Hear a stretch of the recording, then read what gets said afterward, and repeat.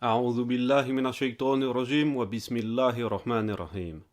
Dans cette vidéo, nous allons parler de 3 sunan méconnus et peu pratiqués, qui nous viennent pourtant du prophète Muhammad sallallahu alayhi wa sallam. La pluie est un immense bienfait, qui nous vient directement d'Allah. Par miséricorde, il l'a fait descendre sur nous.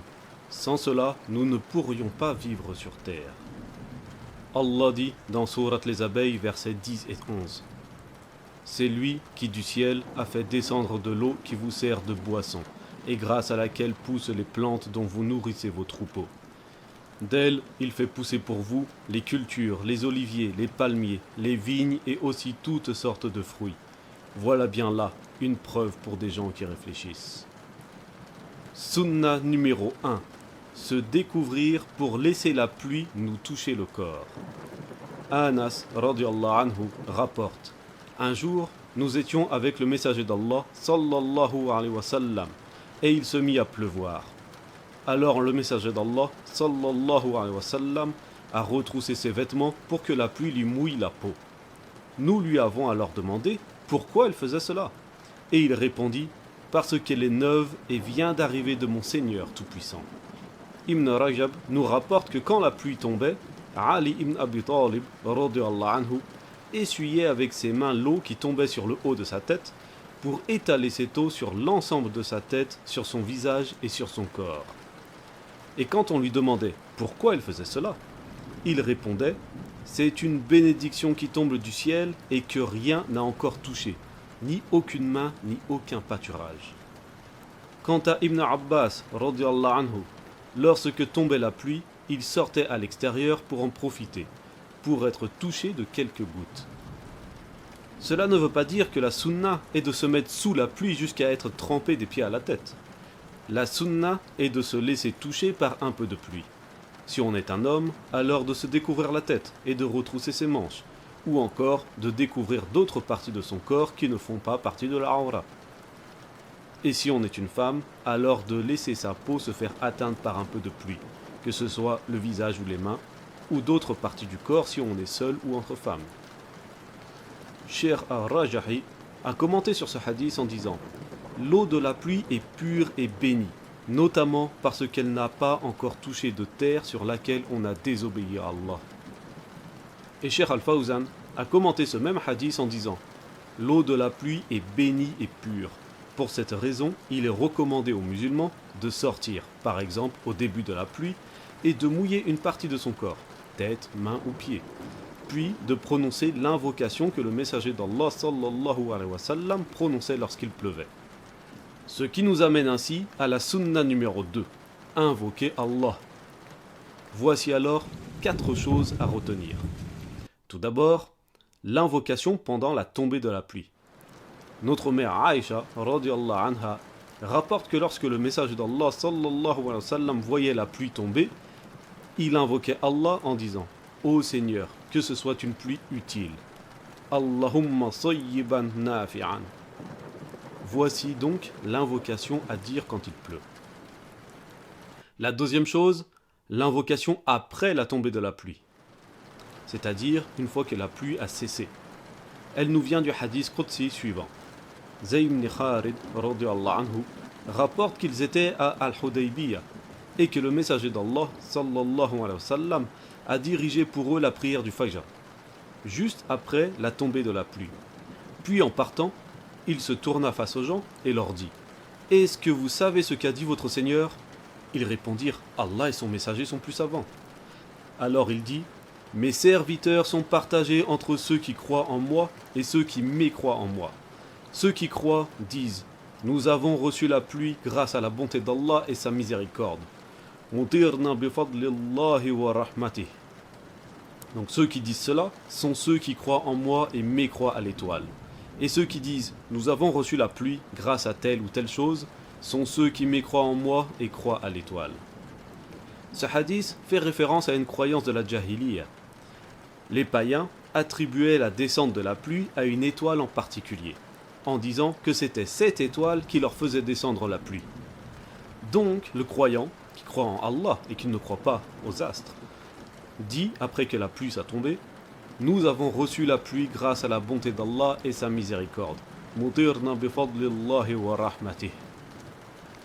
Troisième chose, l'invocation de la crainte de la pluie. Dans la première invocation, nous avons vu que quand la pluie tombe, alors nous disons « Ô Seigneur, que ce soit une pluie utile ».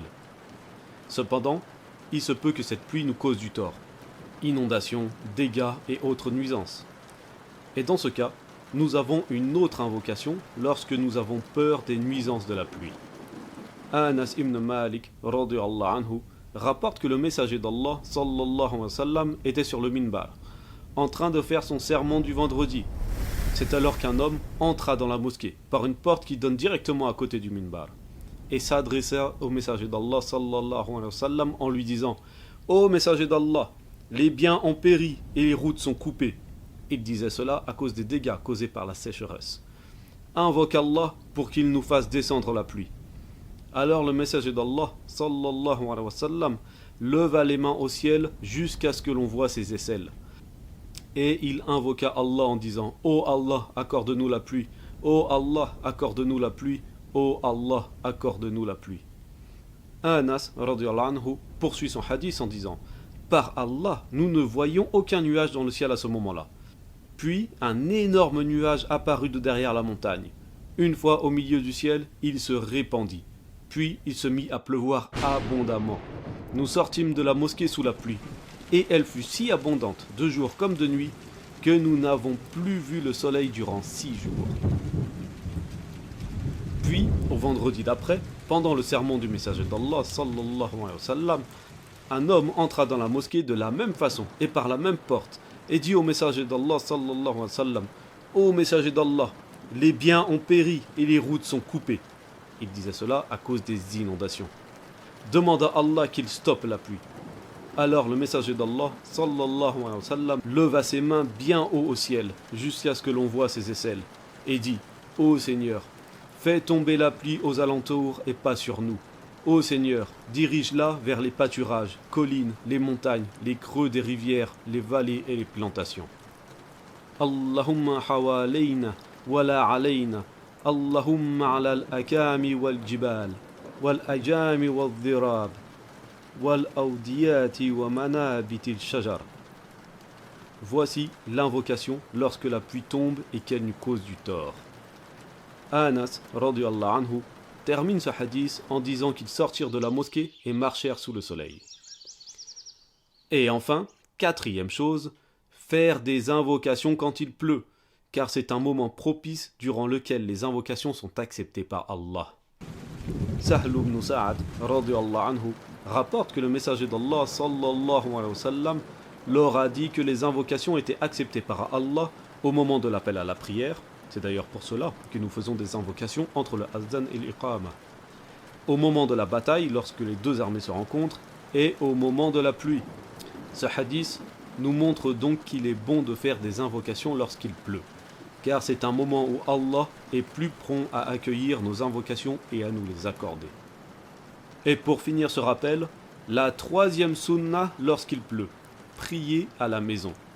En effet, le prophète Mohammed sallallahu alayhi wa sallam nous a donné l'autorisation de ne pas sortir de chez nous pour aller prier à la mosquée quand il pleut, mais de prier à la maison, afin de ne pas être gêné par la pluie.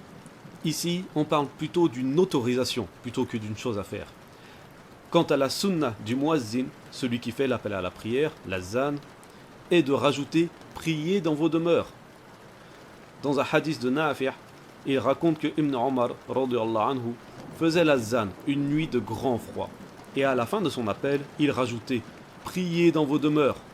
Ensuite, il nous expliqua que le messager d'Allah sallallahu alayhi wa sallam ordonnait au muazzin de rajouter « Priez dans vos demeures » par temps de grand froid et lors de la pluie. En arabe, c'est « Sallu fi rihalikum ». Donc, la sunna est que le muazzin rajoute à la fin de son appel « Sallu fi rihalikum ». Et toujours selon Omar radiyallahu anhu, il ne le dit qu'une seule fois, à la fin de l'appel à la prière.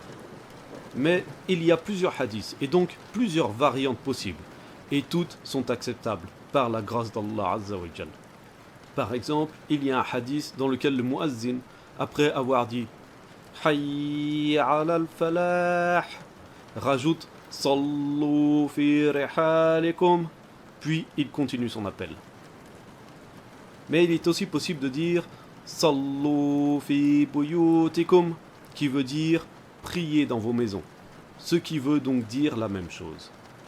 Abdullah ibn al-Harith anhu, rapporte que Ibn Abbas anhu, a dit au muazzin un jour de pluie: quand tu feras l'appel à la prière, ne dis pas Hayya ala salah, venez à la prière, mais dis Sallu fi buyutikum, priez dans vos maisons. Et parmi les gens, il y en a qui se sont étonnés. Et Ibn Abbas anhu leur répliqua: ceci a été fait par quelqu'un de bien meilleur que moi, c'est-à-dire le messager d'Allah sallallahu alayhi wa sallam. Et je réprouve donc de vous faire sortir de chez vous et marcher dans l'eau et dans la boue. Cependant, il n'est pas nécessaire que la pluie soit abondante, que les rues soient pleines de flaques d'eau et les chemins pleins de boue, pour que l'autorisation de prier à la maison soit effective. En effet, même si la pluie est fine, quasiment insignifiante, alors cela suffit pour avoir l'autorisation de prier à la maison et pour que le muazzin rajoute cette formule à son appel. En effet, dans un hadith rapporté par Abu al-Malih, anhu, il raconte qu'ils étaient avec le messager d'Allah sallallahu alayhi wa sallam le jour de Hudaybiyah et qu'il y eut une pluie très fine au point que l'eau ne mouillait pas le dessous de leurs semelles. Et le muazzin du messager d'Allah sallallahu alayhi wa sallam rajouta priez dans vos demeures à son appel. En définitive, celui qui veut se rendre à la mosquée par temps de pluie, qu'il s'y rende, il n'y a aucun mal à cela.